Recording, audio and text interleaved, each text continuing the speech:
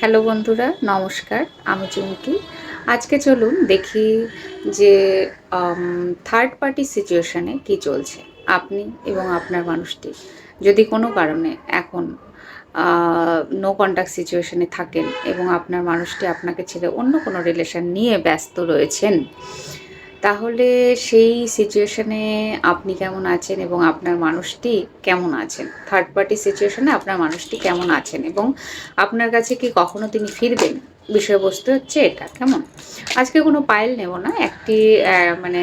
একটাই রিডিং। তো দেখা যাক যে আপনার এবং আপনার মানুষটির মধ্যে কি চলছে।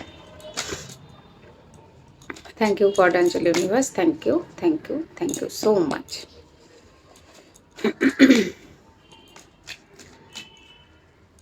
থার্ড পার্টি সিচুয়েশনে আপনি কেমন আছেন?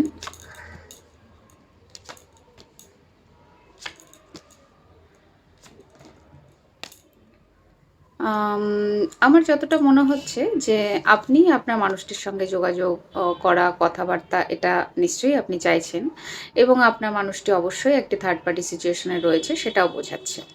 এবং আপনি অপেক্ষা করছেন তার সঙ্গে দেখা করা, কথা বলা, যোগাযোগ হোক। একটা ফোন কল, একটা মেসেজ, যা হোক কিছু যোগাযোগ হোক, সেটার জন্য আপনি চেষ্টা করছেন। এবং সেইখানে দাঁড়িয়ে এটা আপনার মনে হচ্ছে যে আম আপনার সঙ্গে তার দেখাটা একটু তাড়াতাড়ি হোক, এটাও আপনি চাইছেন। এবং এটাও ঠিক যে এই সিচুয়েশনে আপনি নিজেকে হিল করতে চাইছেন, ব্যালেন্স করতে চাইছেন।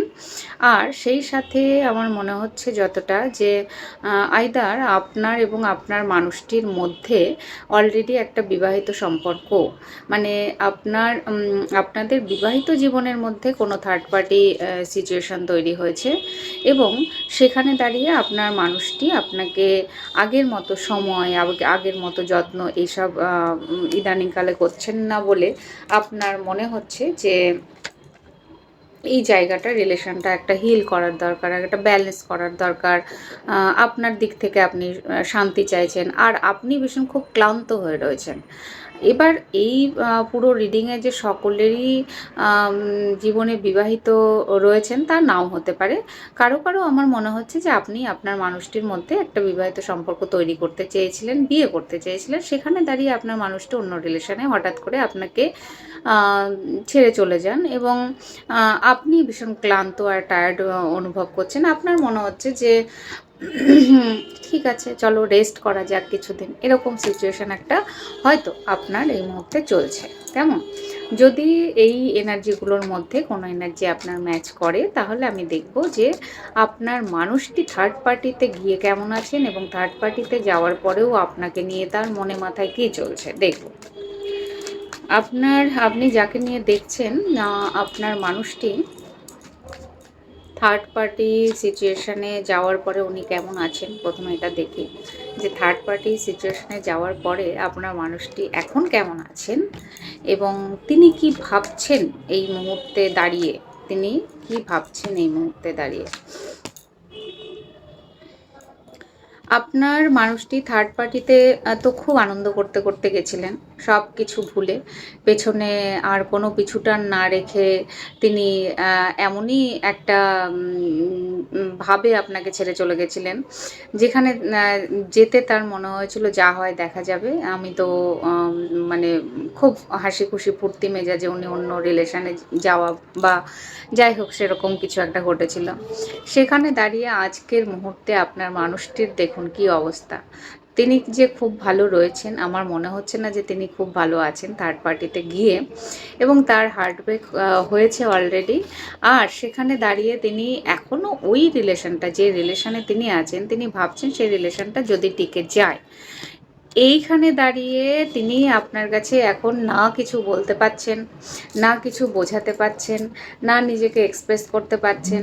মানে এক কথায় বলা যায় যে বিষ খেয়ে বিষ হজম করার মতো, কেমন? তো না তিনি আপনাকে কিছু বলতে পারছেন, না কিছু বোঝাতে পারছেন, না নিজের কথা নিজে নিজে ভাবতে পারছেন, এরকম পরিস্থিতি। এখন তিনি চাইছেন যে আপনাকে একটা কমিটমেন্ট যদি দেওয়া যায় এবং একটা লাইফে স্টেবিলিটি কোথাও তিনি চাইছেন। এই স্টেবিলিটিটা আর্থিক স্টেবিলিটি তো বটেই, সেই সঙ্গে রিলেশনের স্টেবিলিটিও তিনি চাইছেন এই মুহূর্তে দাঁড়িয়ে। আর আপনার মানুষটি আপনার সঙ্গে একটা নিউ বিগিনিং অবশ্যই করতে চান। এখন এই মুহূর্তে দাঁড়িয়ে আপনাকে নিয়ে তার মনে মাথায় কী চলছে দেখি।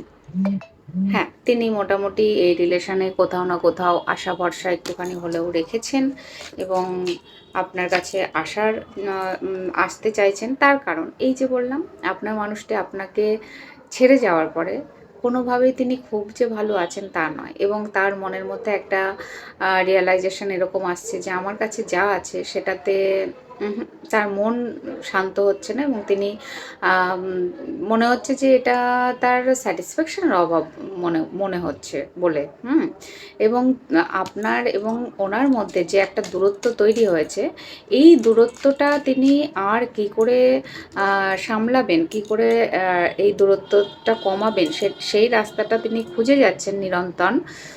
কিন্তু তিনি সেই রাস্তাটাও খুঁজে পাচ্ছেন না, কারণ তিনি ভালো নেই তো, এখন যে রিলেশনে তিনি আছেন সেখানে তিনি ভালো নেই।